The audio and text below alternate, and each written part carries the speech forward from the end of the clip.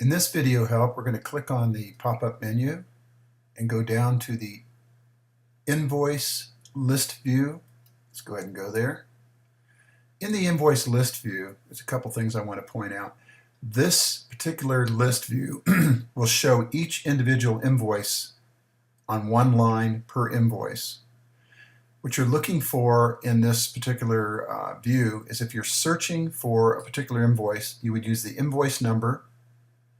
And in this record, if you come into the screen and it's sorted and it's not in the sort the way you want to see it, the individual titles at the top on the header are sort records. So if you click on them, it'll change the way that it's sorted. For example, in this case, it's 2-1 as far as the invoice numbers. If you click on it, it'll reverse it and sort it by the invoice number. Or in this case, it would go ahead and sort it by the name. And of course, these dates are the same, so it's not going to make any difference the way it's sorted.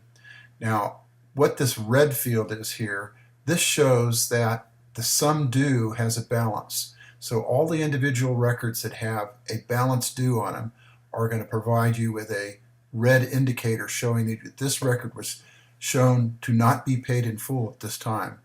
You can click on this icon right here to go see that particular invoice to see the balance and why it was not paid.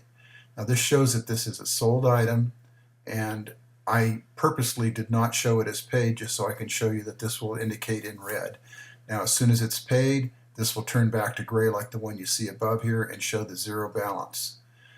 In this case, it's a little note out here. It says sums due in red have balance due. So it's just a kind of a reminder that's what you're looking at when you see the red indicator here.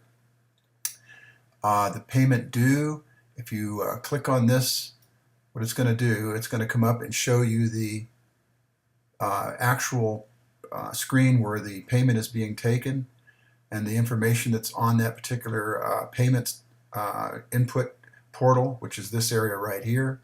And what will happen is as it shows this information, you'll see the date that the payment was taken, the payment due, the amount was not paid, there's no part of the balance paid, and there is still a balance due. And the client, I purposely pulled that out, but there would be a Visa that he actually paid for. So all you would do is go ahead and enter the amount that the client paid, and then you can go ahead and see that this will turn to zero and the amount sum paid will be placed over here. On this screen just below that, you can see you can go to the payment portal and view the actual record of the payment in the payment portal. Normally the reason you go there is to delete a row for one reason or another in the payment portal itself. Say for example I had to delete this row or one below it. I could go to that particular record by clicking into it and then go ahead and hitting the payment portal, and it would take me to that row where I could delete that one row if there was information there I didn't want. I can also go to the long invoice from this area, and as you'll see on the actual input invoice screen, these buttons are available. This one goes to Use Ship, where you can get a quote from many different vendors to ship goods from your store. Square opens the Square website on a browser and gives you the input for your login, and then you can go ahead and do transactions from there. And this is even true on the iPad. And the same thing goes for if you're taking a PayPal payment, you can send an invoice request to the client by clicking on this and logging into your account on PayPal, and then go ahead and provide the information in the PayPal account for the invoice. If you have any other questions about this particular screen, you can always contact me. By the way, you click out of that just to close that. You can contact me on the support site and ask any questions you want. I do summarize these, by the way, at the bottom of the screen so that you'll get a summary of all the invoices and the amount of revenue that you collected for the records that are in selection. This means that you can use the find mode to do a date or date range. Say like you want to see a week, a month, a quarter of what actually has been brought in as far as revenue. That would be shown when you do the find for that period of time.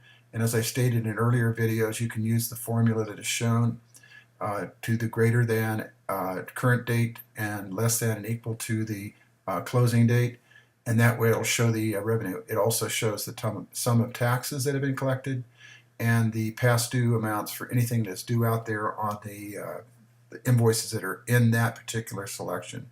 Remember, always when you finish getting done with the find, always click the Show All button again to return all the records back to the screen. That way when you return the next time, you won't be fuddled by missing invoices. They'll all be in selection. Thank you.